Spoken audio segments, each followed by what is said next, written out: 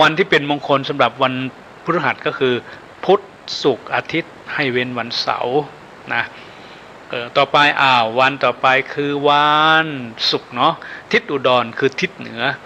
ตรงกับพระอรหันต์ประจำทิศคือพระโมคคัลลาซึ่งเป็นเอตทัคคะในเรื่องของอิทธิฤทธิฤทธิเดชปาฏิหาริย์ตรงกับนุพเคราะห์คือพระศุกร์ผู้ใดอยากให้มีกิจการงานการค้ารุ่งเรืองนะซื้อง่ายขายคล่องนะพูดคล่องจ่ายคล่องพูดคล่องจ่ายคล่องนะพูดเป็นเงินเป็นทองนะมีความสุขสบายในครอบครัวก็ควรบูชาพระศุกร์ตามคติทางพระพุทธศาสนาได้จัดให้พระศุกร์คือพระพุทธรูปยืนนะปางทรงลำพึงพระหัตถ์ทั้งสองวางทับกันไว้ที่หน้าอกเป็นพระประจำวันศุกร์และได้จัดคาถาบทขัดนะบทขัดทัชคะสูตรเป็นบทสวดประจำวันศุกร์วันศุกร์เนี่ยจะต้องสวด21จบนะ21จบนะสวดเยอะหน่อยนะโยมนะนะเพื่อช่วยให้เกิดโชคลาภคุ้มกันภัยอันตรายใดๆจะไม่มี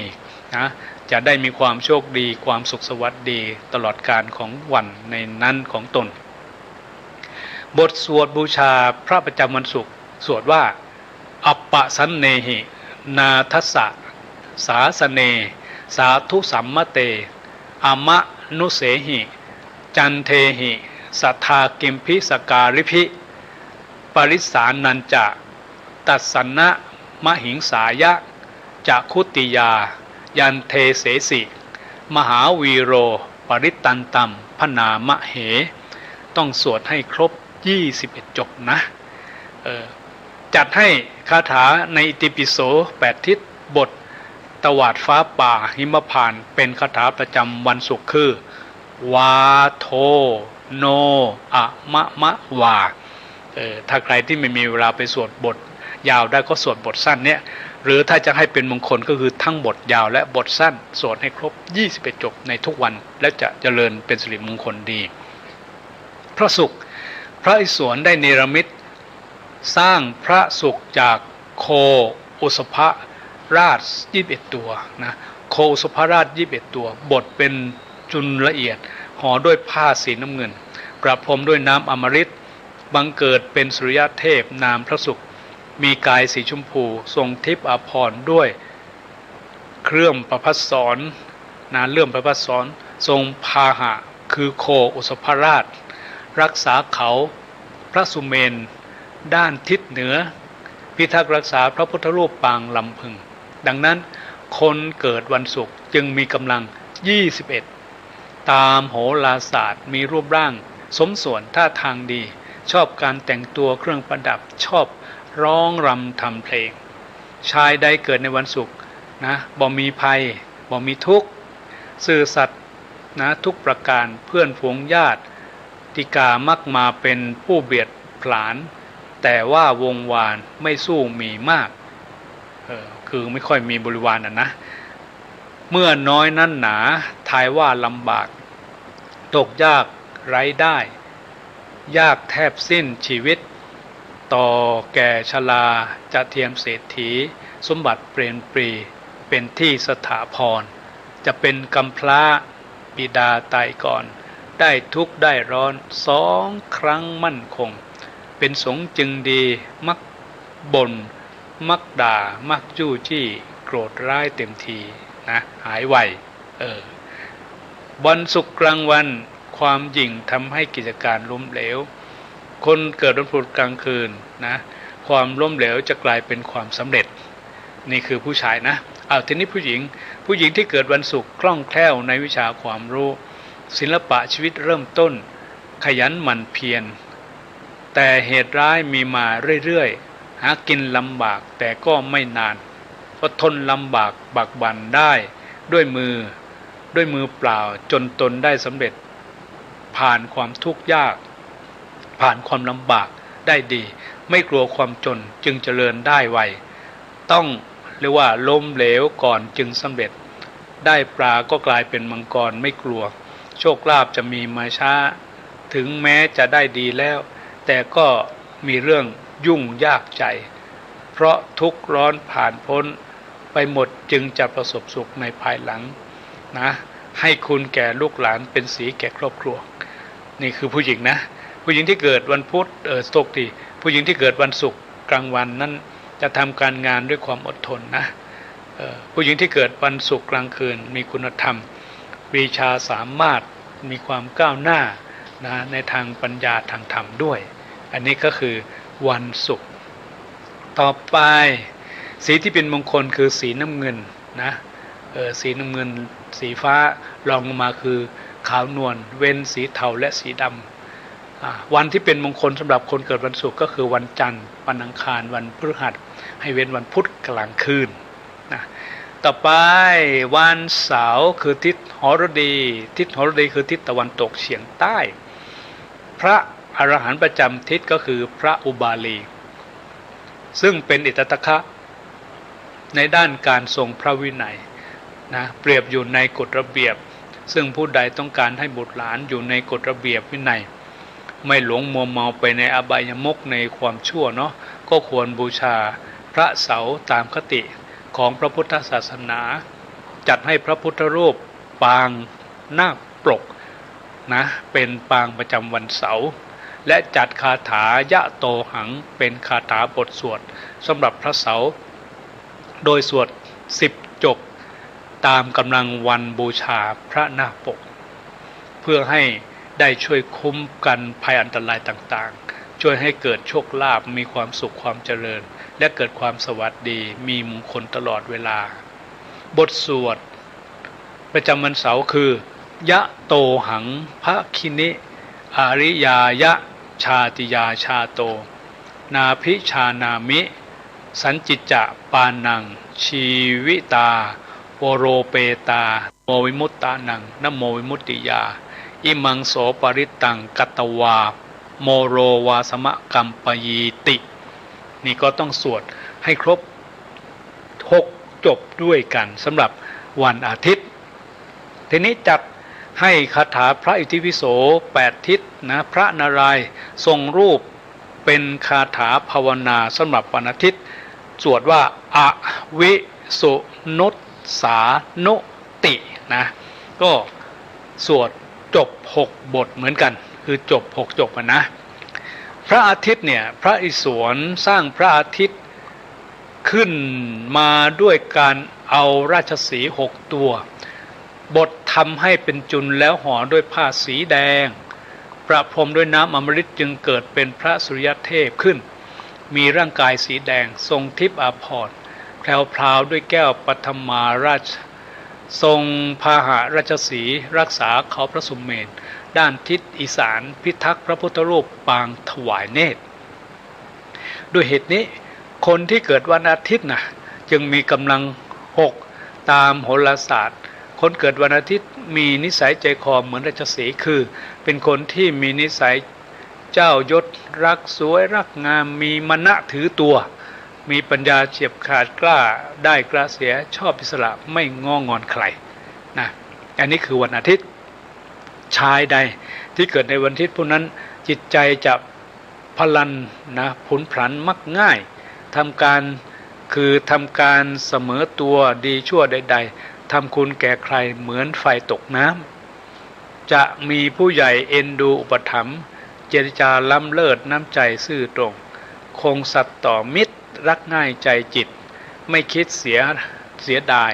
ถ้อยความมาต้องถึง2-3 รายก็กลับกลายเป็นดีภายหลังเมื่อน้อยไร้ทรัพย์เติบใหญ่จะมั่งคั่งบริบูรณ์พรั่งพร้อมมากมีแต่จากที่อยู่จิตใจนั้นใหญ่มักชอบเจ้าชู้จะมีความรู้เป็นที่สำคัญนี่คือวันอาทิตย์คนเกิดวันอาทิตย์กลางวันมีเกียรติยศชื่อเสียงเกิดกลางคืนก็ชะตาชีวิตลุ่มๆดอนๆอันนี้หมายถึงผู้ชายนะทีนี้ผู้หญิงที่เกิดวันอาทิตย์เป็นผู้มีอำนาจทำธุรกิจในสังคมได้เก่งเหมือนผู้ชายกว่าผู้ชายเป็นสีแก่ครอบครัวมีจิตเมตตาใจร้อนสามารถอ่อนโยนและแข็งกร้าวได้วงศาคณาญาติพึ่งไม่ได้มีแต่จะคอยรังแกมานะบากบั่นต่อสู้หลายครั้งความลำบากก็หมดไป ถ้าจิตใจบั้นปลายได้รับความสุขทำประโยชน์ให้แก่ลูกหลานและครอบครัวเจริญสุขขึ้นได้ผู้หญิงที่เกิดวันอาทิตย์กลางวันนิสัยอ่อนโยนเป็นคนนับถือเกิดกลางคืนใจอ่อนหวานนิ่มนวล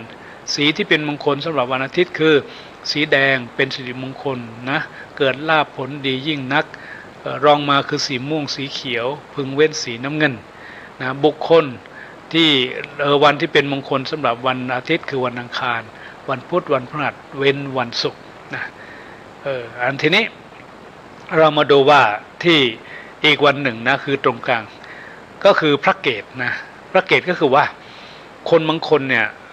ไม่มีคือไม่รู้ว่าเกิดวันอะไรพ่อแม่หรือในสมัยโบราณเนี่ยเรื่องของการที่จะมาจดหรือมาทำใบเกิดใบอะไรเนี่ยมักจะไม่ได้มีการระบุวันเนาะหรือบางประเทศนะบางประเทศเขาก็ไม่ได้ระบุวันระบุแต่วันที่ของเดือนแต่ไม่ได้ระบุว่าอาทิตย์จันทร์อังคารพฤหัสศุกร์เสาร์ไม่ได้ระบุประกอบด้วยทีนี้ควรจะบูชาอย่างไรก็คือต้องบูชาพระเกศพระเกศอยู่ท่ามกลางจักรวาลตรงกับองค์พระสัมมาสัมพุทธเจ้าซึ่งเป็นประธานของพระอรหันต์ทั้ง8ทิศเมื่อบูชาพระเกศเท่ากับเสริมเดชเดชานุภาพผู้ที่ไม่ทราบวันเดือนปีเกิดของตน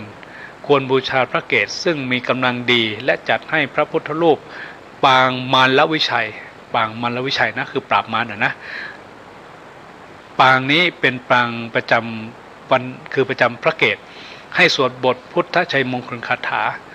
นะบทพุทธชัยมงคลคาถาก็คือพาหงส์แล้วก็ชัยปริตก็คือมหาการุณิโกเป็นคาถาประจำพระเกศให้สวด9จบนะซึ่งเป็นบทที่ถือว่าสำคัญเพราะเป็นบทที่เกี่ยวข้องกับเรื่องของการที่พระพุทธเจ้าได้ชัยชนะอันประเสริฐนะที่ยิ่งใหญ่ด้วย8ครั้ง8เหตุการณ์สำคัญใหญ่เลยนะเราต้องสวดเพื่อให้ได้เรียกว่าให้เป็นสิริมงคลต้องให้สวด9จบนะ9จบเพื่ออะไรเพื่อคุ้มกันเสน่ห์จันไรให้แคล้วคลาดปลอดภัยแก่ชีวิตนะทีนี้ถ้าจัดให้คาถาพระอิติปิโส8ทิศบทคาถานะนวหารคุณเป็นคาถาภาวนาประจำพระเกศก็คืออะระหังสุขโตภควาอันนี้ก็เป็น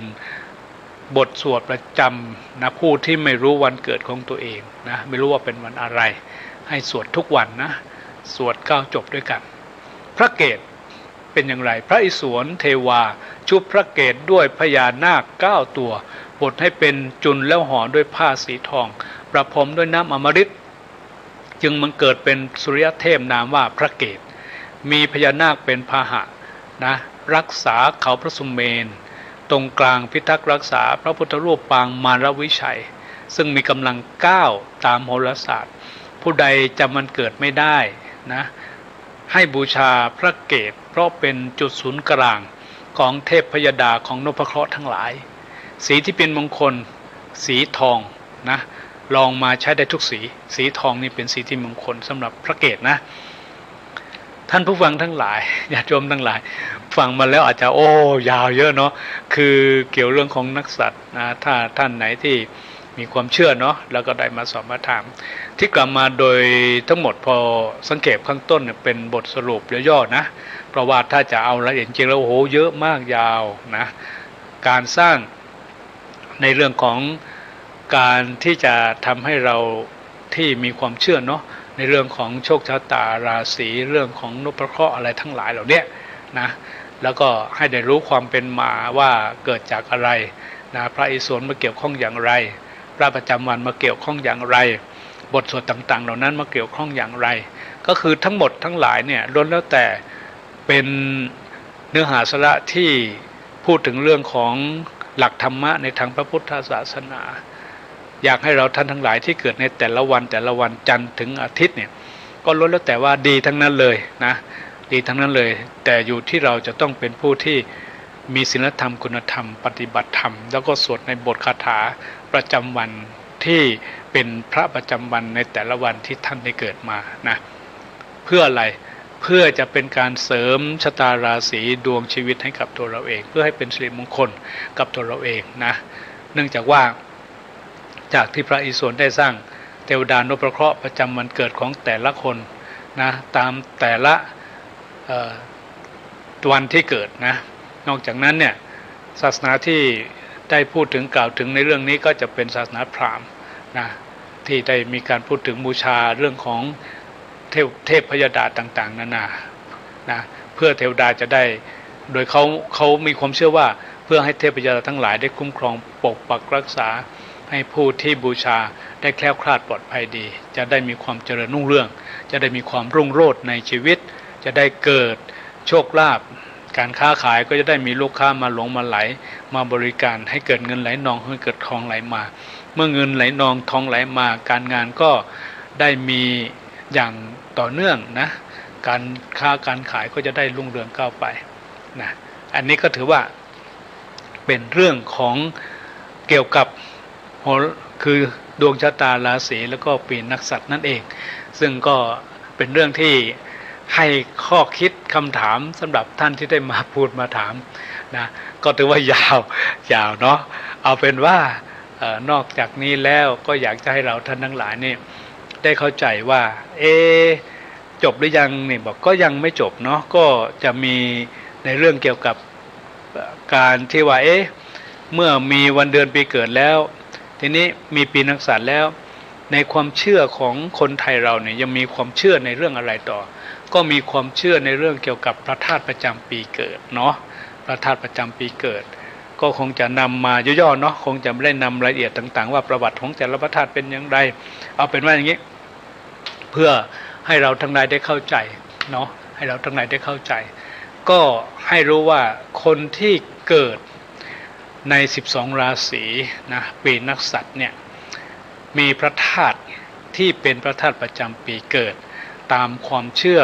คติความเชื่อทางล้านนาหรือทางปราชญ์ล้านนาหรือผู้ที่ได้มีศีลธรรมทางล้านนาเนาะในทางศาสนาได้มีการได้กล่าวถึงว่าปีเกิดของคนเกิดปีนั้นปีนั้นมีพระธาตุประจำปี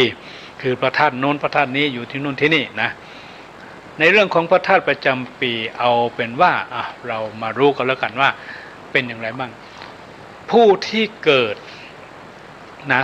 ในปีนักษัตริย์แต่ละปีตามตำราล้านนาไทยเนี่ยเขาได้มีการกำหนดนะในการไหว้พระธาตุประจำปีเกิดนะซึ่งควรจะต้องไหว้ทุกๆปีนะในรอบ365วันเราควรจะไปไหว้วันใดวันหนึ่งก็ได้นะในพระธาตุที่เราได้เกิดนะหรือใครที่อยู่ใกล้ก็จะไปไหว้ทุกวันได้ก็ยิ่งดีก็ถือว่าเป็นสิริมงคลเรามาดูว่าการที่ทางล้านนาไทยได้มีความเชื่อเรื่องของพระธาตุปีเกิดที่เชื่อมโยงกับเรื่องของปีนักษัตริย์เพื่อจะทำให้เกิดอะไรเพื่อทำให้เกิดเป็นสิริมงคลเพื่อทำให้เกิดเป็นการเสริมชะตาดวงราศีเป็นการเสริมสร้างดวงชะตาชีวิตเนาะ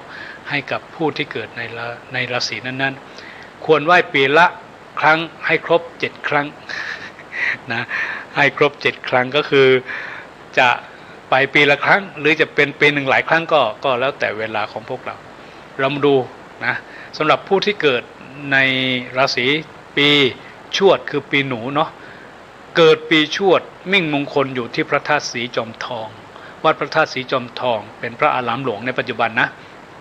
จังหวัดเชียงใหม่พระธาตุนี้บรรจุพระทักษิ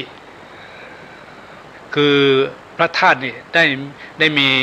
พระบรมสารีริกธาตุที่เป็นการบรรจุพระทักษิโมรีธาตุนะคือกระดูกพระเศียรเบื้องขวาขององค์พระสัมมาสัมพุทธเจ้า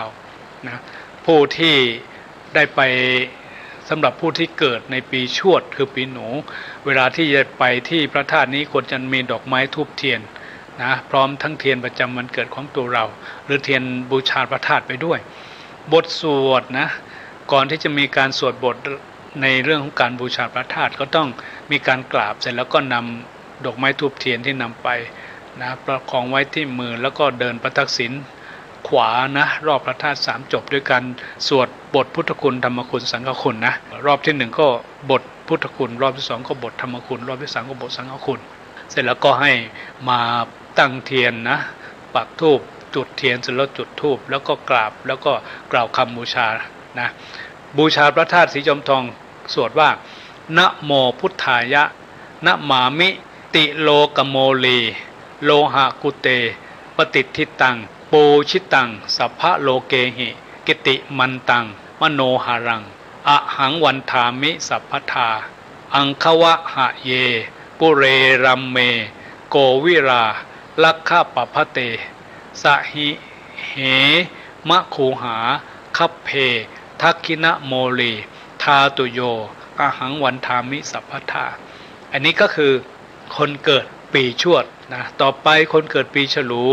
มิ่งขวัญอยู่ที่พระธาตุลำปางหลวงนะวัดลำปางหลวงคือวัดพระธาตุลำปางหลวงนะอำเภอเกาะคาจังหวัดลำปางพระธาตุนี้บรรจุพระอัฐินะคือพระบรมสารีริกธาตุในส่วนที่เป็นพระกัทะธาตุคือคอนะพระกันทะธาตุคือคอและพระอัฐิพระนราบก็คือหน้าผากหน้าราบในนั้นคือหน้าผากส่วนขวาและพระเกศาธาตุของพระสัมมาสัมพุทธเจ้าก็ถือว่าเป็นพระธาตุลำปางหลวงที่มีความเก่าแก่โบราณนะบทสวดสำหรับพระธาตุลำปางหลวงนะซึ่งคนที่เกิดในปีฉลูนะพระธาตุลำปางหลวงคนที่เกิดปีฉลูคือปีวัวเนาะคาถาสวดคือยาปาตุโพตาอตุรานุภาวาจิรังปฏิฐาลัมภะกัปปะปุเรเทเวนะคุตตาอุตตราภิธรรมยานะมามิหันตังวรชินะธากุมารกัสสปะนะราธธาตุโยเมกิยะมหาเถโรกนะธาตุงทะเปติมหาทานเนเจติยังปูชิตานระเทเวหิอาหังวันทามิทาตุโยนี่คือคนที่เกิดในปีวัวคือปีฉลูต่อไปคนเกิดปีขานมิ่งขวัญสถิตที่วัดพระธาตุช่อแฮนะวัดพระธาตุช่อแฮจังหวัดแพร่เนาะในพระธาตุช่อแฮนี่นะเมืองแพร่นะเมืองแพร่พระธาตุแห่งนี้บรรจุพระสอซ้ายพระเกศาธาตุของพระสัมมาสัมพุทธเจ้าคาถาในการบูชาพระธาตุช่อแฮก็คือโกเสยะทัชชัคคะปะพะเตสตะมโนรัมเมพุทธเกศาอาหังวันทามิสัพพทาอาหังวันทามิทาจุโยอาหังวันทามิสัพพโสนี่ก็เป็นบทสวดบูชาพระธาตุช่อแฮสำหรับคนเกิดปีเสือคือปีขานต่อไปปีเถาะคือปีกระต่ายมิ่งขวัญสถิตที่วัดพระธาตุแช่แห้งเมืองแป้นะโทษทีเมืองน่านนะนี่คือเมืองน่านจังหวัดน่านนะพระธาตุแช่แห้งเมืองน่านนะพระธาตุแห่งนี้บรรจุพระธาตุข้อพระหัตถ์ด้านซ้ายกับพระเกศาและเศษของพระสรีระคารทานคือเท่าทานของพระสัมมาสัมพุทธเจ้านะบทสวดสำหรับคนเกิดปีกระต่ายคือปีเถาะนะพระธาตุแช่แห้งเมืองน่านนี่นะสวดว่ายาธาตุภูตาอตุรานันทปุเรเทวานุภาเวนะวรธาตุเศษถังอาหังวันทามิสัพพทาอาหังวันทามิทาตุโยยาธาตุภูตาอตุรานุภาวาจิรังปฏิทิตา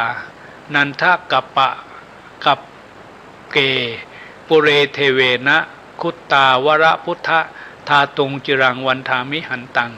ชินะธาตุโยโสตถาคตังอาหังวันทามิสัพพทาอาหังวันทามิทูระโตอันนี้คือคนเกิดปี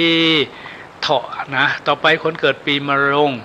มิ่งขวัญสถิตที่วัดพระธาตุวัดพระสิงห์ก็คือวัดพระสิงห์อำเภอเมืองจังหวัดเชียงใหม่นะพระธาตุปีมะโรงพระธาตุนี้บรรจุพระบรมสารีริกธาตุและมีพุทธสิหิงประดิษฐานอยู่ณวัดนี้ด้วยนะบางตำราก็ว่าให้คนเกิดปีมะโรงกราบไหว้พุทธสิหิงไม่ใช่พุทธเจดีย์จริงๆก็คือว่ากราบทั้งสองแหละคือทั้งพุทธสิหิงและพระมหาเจดีย์บทสวดพระธาตุวัดพระสิงห์และพุทธสิหิงสวดว่านะมามิสิหิงคพิมพังสุวรรณาภิรัมมัง ลังกาชาตังโสภาพิโสพังสราพิกันตังนัมมามิหังนะอันนี้ก็เป็นบทสวดคนเกิดปีมะโรงต่อไปคนเกิดปีมะเสงคืองูเล็กเนาะมะโรงคืองูใหญ่แล้วว่านาคเนาะต่อไปปีมะเสงคืองูเล็กมิ่งขวัญสถิตที่วัดที่พระธาตุวัดพระเจดีย์พุทธคยาประเทศอินเดียโอ้โหโน่นนะประเทศโน่นนะต้นพระศรีมหาโพธิ์หรือโพธิบัลลังก์เป็นสถานที่ที่พระสัมมาสัมพุทธเจ้าได้ตรัสรู้ณที่นั่นนะแต่คนเกิดปีมะเสงที่ไม่มีโอกาสเดินทางไปที่ประเทศอินเดียเพราะอยู่ไกลนะก็สามารถไหว้พระธาตุมหาเจดีย์นะซึ่งที่เชียงใหม่ก็คือวัดจิตรยอดนะเป็นมหาเจดีย์ที่ถือว่าจำลองรูปแบบจากประเทศอินเดียบทสวดสำหรับคนเกิดปีงูเล็กนะก็มีบทสวดว่าปะทมังโพธิบัลลังก์ทุติยังอภิอนิมิสกังนะตติยังจักกมะเศรษถังจตุถังรัตนะคะรังปัญจมังอาชาปารานิโครอัฏถังมุจจรินตังสัตตันมังราชายตนังอาหังวันถามิตุระโตนะอันนี้ก็ถือว่าเป็นบทสวดบูชานะที่เป็นบทสวดนะว่าปาทมังโพธิบัลลังก์ทุติยังอนิสกังนะตาติยังจักกมะเศรษถังจตุถังรัตนะขรังปัญจมังอาชปารานิโคอัฏถังมุจจรินทังสัตตมังราชายตนังอาหังวันถามิถุระโตนะต่อไปคนเกิดปีมะเมียนะคนเกิดปีมะเมียคือปีม้านะมิ่งขวัญอยู่ที่พระธาตุเจดีย์ตะโกหรือว่าเจดีย์ชเวดากองนะพระธาตุตะโกคือพระธาตุเจดีย์ดากองวัดที่เป็นวัดธาตุอยู่วัดนี้อยู่ที่ประเทศพม่านะพระธาตุแห่งนี้บรรจุพระเกศาจำนวน8เส้นของพระสัมมาสัมพุทธเจ้าบทสวดประจำพระธาตุชเวดากองสวดว่าชุมพูเตนะชุมพูเปวระฐานเนสิงคุตเรมโนรัมเมสัตตาระโกนาคมนังธรรมกรนังทาตุโยทัตถติตติยังกัสสปังพุทธจีวรังทาตุโยทิสติจตุถังโคตมะอัฏฐเกสทาตุโยทันสติปัญจมังอริยเมตโยอนาคเตอุตตรมังคะทาตุโยอังวันถามิทุระโตอันนี้ก็เป็นคนเกิดปีมะเมียนะปีมะต่อไปปีมะแม่มิ่งขวัญสถิตอยู่ที่วัดพระธาตุดอยสุเทพราชวรวิหารอำเภอเมืองจังหวัดเชียงใหม่พระธาตุแห่งนี้บรรจุพระบรมสารีริกธาตุพระบรมเกศาคือพระเกศาธาตุและพระมัทธลุง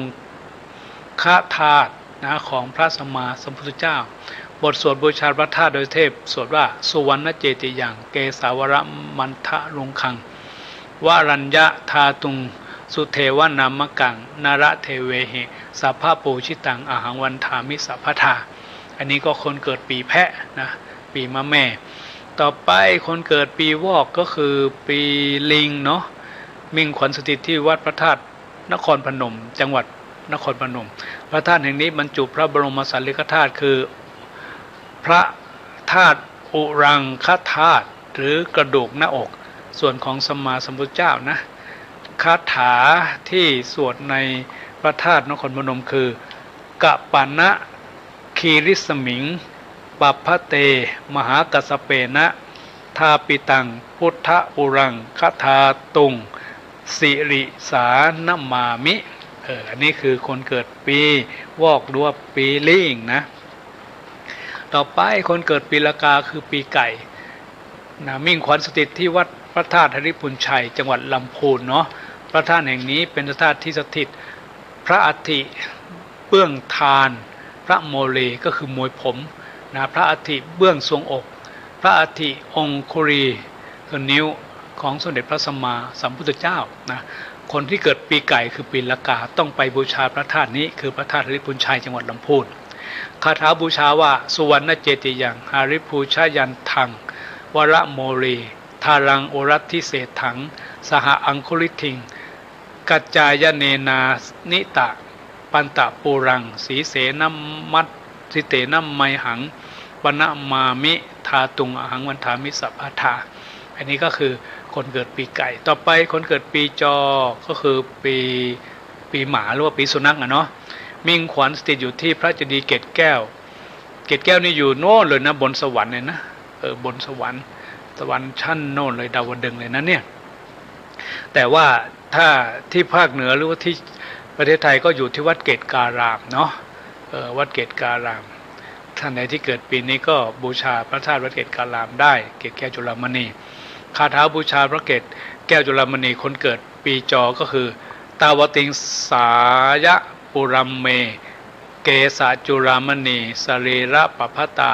ปูชิตาสัพพะเทวานังตังศิลสาธาตุอุตมังอังวันธามิสัพพทานี่คือคนเกิดปีจอนะแล้วก็สุดท้ายคือปีกุลมิ่งขวัญสถิตอยู่ที่พระธาตุดอยตุงจังหวัดเชียงรายพระธาตุนี้บรรจุพระบรมสารีริกธาตุนะและลากขวัญคือกระดูกไหปลาร้าเบื้องซ้ายของสมเด็จพระสัมมาสัมพุทธเจ้าคาถา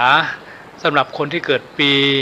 หมูหรือว่าปีจ้างนี่นะคนเมืองปนหัวปีจ้างเนาะเป็นคาถาเพื่อบูชาพระธาตุดอยตุงก็คือพิมพาทัชคะปัปพเตณจุราธาตุจิรังมหาขมานามามิหังอังวันธามิสัพพทานี่ก็คือคนที่เกิดปีกุลนะจะต้องไปบูชาพระธาตุประจำปีเกิดของตนท่านั้นแล้วเนี่ยที่ได้ยกมาพอย่อๆเพื่อจะให้เราทั้งหลายในฐานะที่มีความเชื่อเนาะในเรื่องของนักสัตว์ความเชื่อในเรื่องของวันเดือนปีเกิดความเชื่อในเรื่องของการศรัทธาเรื่องของพระประจำวันความเชื่อในเรื่องของเจดีย์ประจำปีแล้วก็ความเชื่อในเรื่องของบทคาถาที่ต้องใช้สวดประจำวันเกิดของตัวเองใช้สวดเพื่อจะบูชาพระธาตุประจำปีเกิดของตัวเองก็ต้องเรียกว่าได้ทำตามหลักตามพิธีเนาะที่ได้มีการปฏิบัติสืบต่อกันมาทั้งหมดทั้งมวลนั้นเนี่ยก็อยากจะให้เราทั้งหลายเนี่ยได้พินิจพิจารณาเนาะต้องมีสติมีปัญญาในการที่เราท่านทั้งหลายนั้นจะได้รู้ว่าทำแล้วเกิดความสบายใจไหมทำแล้วทำให้รู้สึกว่ามีพลังไหมเกิดที่พึ่งไหมอันนี้แหละก็ถือว่าเป็นสิ่งที่ประเสริฐนะเมื่อเราท่านทั้งหลายได้ฟังอย่างนี้ก็จะทำให้เรานั้นได้เกิดที่พึ่งเนาะเกิดที่พึ่งเกิดความสบายกายเกิดความสบายใจอย่าลืมนะต้องมีสติต้องมีปัญญาต้องมีเหตุมีผลเรามีความเชื่อในทางดีเรามีความเชื่อในทางที่จะมีศีลธรรมมีคุณธรรมเรามีความเชื่อกับการที่จะทำให้เกิดบุญเกิดกุศลก็ถือว่าเป็นสิ่งที่ประเสริฐนี่ก็คือเรื่องเกี่ยวกับการที่มีผู้คนทั้งหลายได้มากราบพระกราบเจดีย์แล้วก็มาพูดคุยสนทนากับพระอาจารย์ซึ่งจริงๆก็คุยกันยาวมากเลยเป็นชั่วโมง2 ชั่วโมงนะก็ถือว่าได้นำมาสรุปนำมากล่าวนำมาออกในรายการร่มดำน้ำสุขเนาะเอาละวันนี้ก็ถือว่าสมควรแก่เวลานะสมควรแก่เวลาก็อยากจะบอกพวกเราทั้งหลายว่าที่นำมากล่าวในเรื่องนี้เกี่ยวกับเรื่องของราศีเกี่ยวเรื่องของปีนักษัตริย์เกี่ยวเรื่องของวันเกิดของแต่ละวันเกี่ยวเรื่องของเจดีย์สำหรับราศีเกิดของแต่ละคนทั้งหมดทั้งมวลนี้ก็ต้องการให้เราได้มีความรู้ได้มีความเข้าใจเพราะเห็นพวกเราทั้งหลายเนาะได้เกิดมาแล้วชีวิตได้มีความเชื่อมสัมพันธ์ในทางพระพุทธศาสนาชีวิตเราได้เชื่อมอยู่กับเรื่องของความเชื่อในพระพุทธศาสนาแล้วก็ได้มีการปฏิบัติในเรื่องของศาสนาที่เป็นวิถีชีวิตของพวกเราก็เลยได้มีศาสนาเป็นสิ่งที่จะทำให้เราได้มาเป็นที่พึ่งนะจะเป็นสิ่งที่จะทำให้เราทั้งหลายได้มีคุณธรรมในการจะมาปฏิบัติในการที่จะพัฒนาชีวิตแล้วก็บทสวดต่างๆที่เป็นบทสวดประจำวันบทสวดต่างๆที่เป็นการบูชาในพระธาตุแต่ละพระธาตุก็ล้วนแล้วแต่เป็นบทพระธรรมเทศนาโดยเฉพาะบทสวดประจำวันจะเป็นบทสวดที่พระสงฆ์สามเณรจะมีการนำมาใช้ในการเจริญพระพุทธมนต์นะทำวัดเช้าเย็น หรือเวลาที่พวกเราท่านทั้งหลายมีพิธีมงคลจะเป็นการปรารภในเรื่องเกี่ยวกับการทำบุญขึ้นบ้านใหม่ก็ดีเป็นการปรารภในการทำบุญครบรอบวันเกิดก็ดีเป็นการทำบุญในการประสบความสำเร็จในการงานก็ดีหรือเป็นการเจริญพุทธมนต์ในพิธีสำคัญทางศาสนาก็จะมีบทในการที่จะต้องนำมาเจริญพระพุทธมนต์ในการสวดก็จะเป็นบทที่อยู่ในบทสวดในวันแต่ละวันตั้งแต่วันจันทร์ถึงวันอาทิตย์นั่นแหละนะถ้าพวกเราสังเกตดูให้ดีเนี่ยเราก็จะพบจะเจอคือบางทีเราสวดเนาะโดยเฉพาะท่านใดที่ได้มีเวลาหรือได้เป็นผู้ที่เจริญพระพุทธมนต์ประจำวันอยู่แล้วเนี่ยเราก็จะได้สวดในบทประจำวันอยู่เกือบทุกวันเลยนะเกือบทุกวันเลยอันนี้ก็เพื่อทำให้เกิดเป็นสิริมงคลเพื่อจะทำให้เกิดผลดีเพื่อจะเกิดสิ่งที่เป็นที่พึ่งทางจิตทางใจเป็นที่พึ่งในชีวิตของพวกเราทั้งหลายนะและจะทำให้เราได้มีความอุ่นกายสบายใจนะเกิดพลานุภาพจิตรานุภาพแล้วก็จะเกิดในสิ่งที่เรียกว่าเราจะต้องรู้ความหมายคำแปลก็ยิ่งจะทำให้เกิดประโยชน์ที่เป็นปัญญาที่เป็นหลักธรรมะที่เราสามารถนำมาใช้นำมาปฏิบัติในชีวิตประจำวันและจะทำให้เรานั้นได้ประสบความรุ่งเรืองก้าวหน้าเป็นอย่างดีนี่ก็เป็นเรื่องที่อยากจะฝากพวกเราท่านทั้งหลายว่าการที่พวกเรามีความเชื่อเนาะในเรื่องเกี่ยวกับโชคชะตาราศีหรือเชื่อเรื่องของนักสัตว์ทั้งหลายหรือเชื่อในเรื่องของบทวันประจำของเราหรือเจดีย์ประจำปีเกิดของเราก็ถือว่าเป็นสิ่งที่คนโบราณท่านก็ได้มีการปฏิบัติเพื่อจะทำให้เราทั้งหลายได้รักษาสืบทอดแล้วก็ได้บูชาในสิ่งที่เป็นประโยชน์ในสิ่งที่เป็นมงคลเนาะฉะนั้นแล้วเนี่ยผู้ที่ไม่มีคือหลายคนอ่ะเคยมาถามมาคุยว่า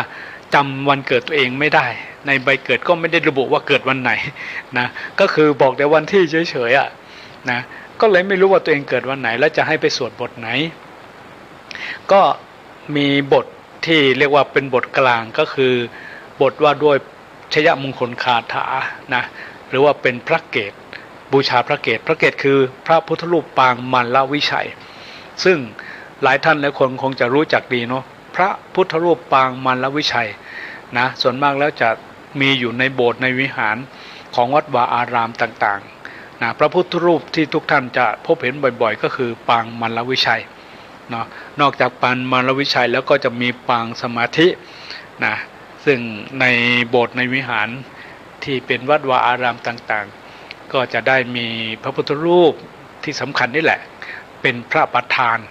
ประจำในโบสถ์วิหารของวัดวาอารามต่างๆก็ถือว่าเป็นพระพุทธรูปที่เป็นศูนย์กลางนะเป็นศูนย์กลางที่ผู้คนทั้งหลายจะกราบไหว้แล้วเกิดเป็นสิริมงคลซึ่งจริงๆแล้วเนี่ยพระพุทธรูปทุกปางนั่นแหละเป็นมงคลทั้งสิ้นอยู่ที่เราศรัทธาอยู่ที่สติปัญญาอยู่ที่เรากราบด้วยความรำลึกนึกถึงพุทธคุณธรรมคุณสังฆคุณแล้วก็ได้เป็นผู้ที่ได้มีปัญญาได้มีศีลธรรมนำมาปฏิบัตินะเวลากราบพระพุทธปฏิมาหรือกราบพระมหาเจดีย์เพราะทั้งหมดทั้งมวลเหล่านั้นก็ล้วนแล้วแต่ให้ข้อคิดคือปัญญาก็ล้วนแล้วแต่ให้สิ่งที่เป็นพลังก็คือเป็นกำลังกายเป็นกำลังใจโดยเฉพาะกำลังจิตกำลังใจเป็นสิ่งที่สำคัญนะเป็นสิ่งที่ถือว่าดีสำหรับผู้คนทั้งหลายเวลาที่เราตื่นเช้ามาเวลาที่เราจะไปทำอาชีพการงานเราก็ต้องมีการยกครูนะหรือไหว้ครูนะก็คือเป็นการเรียกกำลังใจนะเป็นการทำให้เรามีกำลังใจจะทำให้เราเกิดพลังเมื่อเราเกิดพลังแล้วทำให้เกิดความเชื่อมั่นเมื่อทำให้เกิดความเชื่อมั่นแล้วจะทำให้เราคิดดีพูดดีทำดีแล้วก็ไม่มีความประมาทในสุดเราก็จะทำอะไรก็ถือว่าพบแต่ความรุ่งเรืองก้าวหน้าและประสบในสิ่งที่เรียกว่างานที่ทำก็จะรุ่งเรืองคือมีความลุล่วงไปด้วยดีได้แล้วก็เป็นสิ่งที่ประเสริฐกับชีวิตของเรา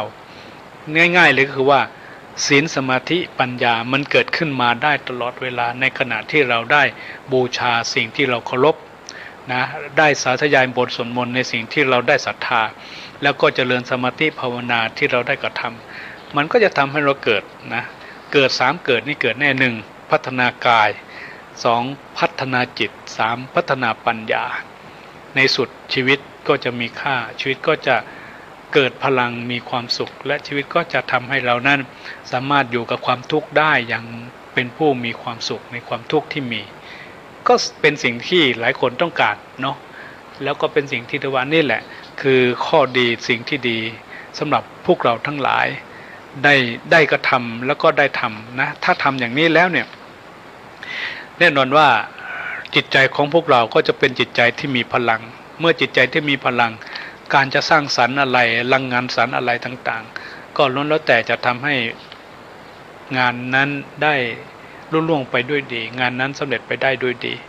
ก็จะก่อให้เกิดความดีอย่างมากสำหรับเราที่ปรารถนาอย่างนั้นในเรื่องของบทสวดที่เป็นพระเกศเนาะเราจะต้องสวดนะก็เรียกว่าเป็นพุทธชยมงคลคาถาหรือพาหงส์นะซึ่งได้มีบทนี้ที่เป็นบทสำคัญแล้วก็เป็นบทที่จะทำให้เราทั้งหลายถ้าใช้สวดแล้วเนี่ยจะทำให้เกิด1คือพลังจิตพลังใจ2จะเข้าใจปัญหาว่าบทนี้เนี่ยพูดถึงหรือกล่าวถึงชัยชนะที่สำคัญในทางพระพุทธศาสนาเป็นชัยชนะขององค์พระสัมมาสัมพุทธเจ้าที่พระพุทธองค์นั้นสามารถชนะถือว่าเป็นการชนะที่ยิ่งใหญ่8ชนะนะสำหรับการที่พระพุทธองค์ได้ผจญได้ผจบกับสิ่งต่างๆก็เหมือนกับพวกเรานี่แหละที่ต้องประสบกับอุปสรรคปัญหาพบกับปัญหานานาประการในการประกอบอาชีพกิจการงานจะเป็นอาชีพใดก็แล้วแต่นะไม่ว่าจะเป็นข้าราชการไม่ว่าจะเป็นพนักงานในห้างด้านบริษัทไม่ว่าจะเป็นกรรมกรแบกหามหรือไม่ว่าเราจะทำอาชีพใดๆเลี้ยงตัวด้วยอาชีพงานใดก็แล้วแต่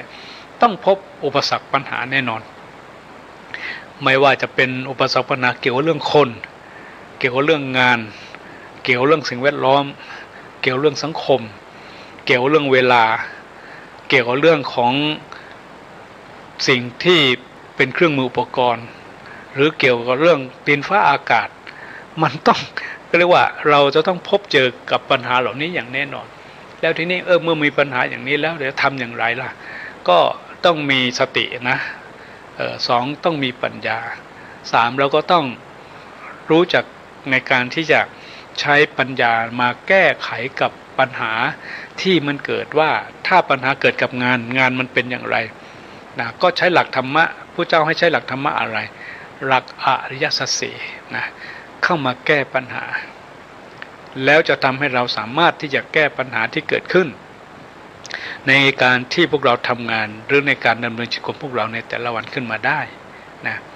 ซึ่งหลักธรรมะในการแก้ไขปัญหานั้นก็มีอยู่หลายหมวดเนาะหลายหมวดหลายหลักด้วยกันแต่ว่าถ้าโดยรวมแล้วก็สำคัญคือหลักอริยสัจสี่ให้รู้ก่อนว่าปัญหามันเกิดมาจากอะไรนะทุกข์เนี่ยมันเกิดจากอะไรนะ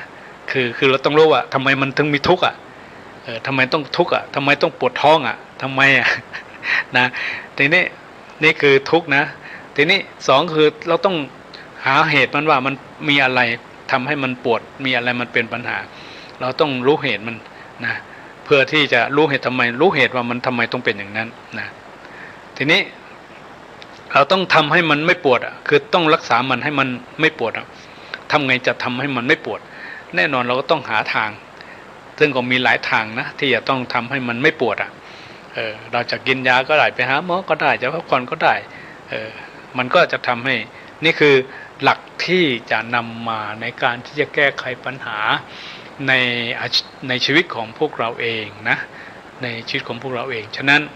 ในบทสวดที่เป็นบทสวดพระเกศเนี่ยเดี๋ยวจะนำมาสวดสักรอบหนึ่งเนาะสักจบหนึ่งก็แล้วกันเนาะเพื่อจะทำให้เป็นแบบอย่างนะบทอิติปิโสก่อนสวดเราต้องตั้งนะโมแล้วก็สวดด้วยพุทธคุณธรรมคุณสังคุณก่อนว่านะโมตัสสะภะคะวะโตอะระหะโตสัมมาสัมพุทธัสสะนะโมตัสสะภะคะวะโตอะระหะโตสัมมาสัมพุทธัสสะนะโมตัสสะภะคะวะโตอะระหะโตสัมมาสัมพุทธัสสะอิติปิโสภะคะวะอะระหังสัมมาสัมพุทโธวิชาจารณะสัมปันโน สุขโตโรกวิทูอนุตตโรปุริสธรรมสารถิสัทธาเทวมนุสสานังพุทโธภควาติสวากขาโตภควตาธัมโมสันทิฏฐิโกอาการิโกเอหิปัสสิโกโอปนัญิโกปัจจตังเวทิตโพวินยูหิติสุปฏิปันโนภควโตสาวกสังโฆอุชุปฏิปันโนภควโตสาวกสังโฆยายะปฏิปันโนภควโตสาวกสังโฆสามิจิปฏิปันโนภควโตสาวกสังโฆญาติทังจัตตาริปุริสายุขานิอัตตปุริสาปุคลาเอสัพภควโตสาวกสังโฆอาหุนโยปาหุนโยทักขินโยอัญชลรีกาลนิโยอนุตตรังปุญญเขตังโลกัสสาติพาหุงสหัสมพินิมิตสาวุทันตังครีเมฆรังอุติตโครสเสนมารังตานาทิธรรมวิธินาชิตวาบุนินโทตันเตชะสาภวตุเตชยมังครานิมาราติเลกมะพิยุชิตสัพพรติงโครัมปนารวกมะคมะทัตยัตขังขันติสุทันตวิธินาชิตวาบุนินโทตันเตชะสาภวตุเตชยมังครานินาราคิริงขชวรังอติมัตภูตังทวคิจักกมสเนวสุธารุนันตัง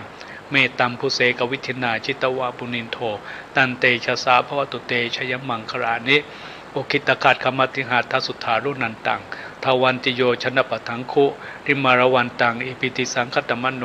จิตวาบุนินโทตันเตชะสาภวตุเตชยมังครานิกัตวานกัตถมุทรังอิวะคัพพินิยาจินจายะทุทวจนังชนะกายมัชเชสันเตนะโสมวิธินาชิตวาบุนินโทตันเตชะสาภวตุเตชยมังครานิสัจจังวิหายะมติสัจจกวาทเกตุงวาทาพิโรปิตมนังอติอันทภูตังปัญญาปทีปชริโตชิตวาบุนินโทตันเตชะสาภวตุเตชยมังครานินันโทปนันทปุชคังวิพุทธังมหิทธิงปุเตนะเถระภูชเขนะธรรมาปยันโตอิทุปเทสวิธินาชิตวาบุนินโทตันเตชะสาภวตุเตชยมังครานิทุกขาทิติภูชเขนะสุทัตหัตถังพรหมังวิสุติชูติมิติภกาพิธานังยานาคเถนะวิธินาชิตวามุนินโทตันเตชะสาภวตุเตชยมังครานิเอตาปิพุทธชยมังคราอัตถกาถาวาจโนทินาทิเนสรเตมตันติหิตวานเนกวิวิธานิจุปัทวานิโมกขังสุขังอติธเมยะนโรสปัญโยมหากรุณิโกนาโทหิตายะสัพพปานินังปุเรนตวาปารเมสภาปโตสัมโพธิมุตตมังเอเตนะสัจวัชเชนะโหตุเตชยมังครังชยันโตโพธิยามุเลสกยานังนันทิวัตโนเอวังตวังวิชโยโหหิชยสุชยมังคะเลอปราชิตบันลังเกสีเสปทวิโปคะเลอภิเสเกสัพพุทธานังอคัปปโตปโมทติสุนักขตังสุมังครังสุปปาตังสุหุติตังสุขโนสุมุหุโตจาสุยิทังพรหมจาริสุปทักขินังกายกัมมังวาจากัมมังปทักขินังปทักขินังมโนกัมมังปณิทิเตปทักขินาปทักขินานิกตวารพันตัดเถปทักขิเนภวตุสัพพมังครังรักันตุสัพพเทวตาสัพพพุทธานุภาเวนะสัทธาโสถีภวันตุเตภวตุสัพพมังครังรักขันตุสัพพเทวตาสัพพธรรมานุภาเวนะสัทธาโสถีภวันตุเตภวตุสัพพมังครังรักขันตุสัพพเทวตาสัพพสังฆานุภาเวนะสัทธาโสถีภวันตุเตนี่เป็นบทสวดในพระราหูโทษทีในพระเกศนะในพระเกศซึ่งถือว่าคนไหนที่ไม่รู้วันเกิดของตัวเองเนาะเราก็ใช้บทนี้สวดนะสวดก่อนนอนก็ได้ตื่นนอนก็ดีถือว่าเป็นมงคลเพราะเป็นบทสวดที่กล่าวถึงชัยชนะอันประเสริฐของพระพุทธเจ้านะที่มีถึง8ครั้งนะแล้วก็ถือว่าเป็นบทที่ใช้สวดทุกงานนะงานเป็นมงคลนี่ขาดไม่ได้เลยบทนี้นะที่พระสงฆ์สามเณรเวลาที่จะมีการเจริญพระพุทธมนต์เนี่ยจะเป็นงานอะไรก็แล้วแต่ต้องใช้บทพุทธชยมงคลคาถา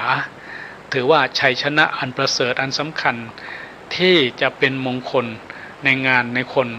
โดยการชนะที่พระพุทธเจ้าได้ชนะสิ่งต่างๆในพุทธกาลแม้แต่ปัจจุบันนี้ปัญหา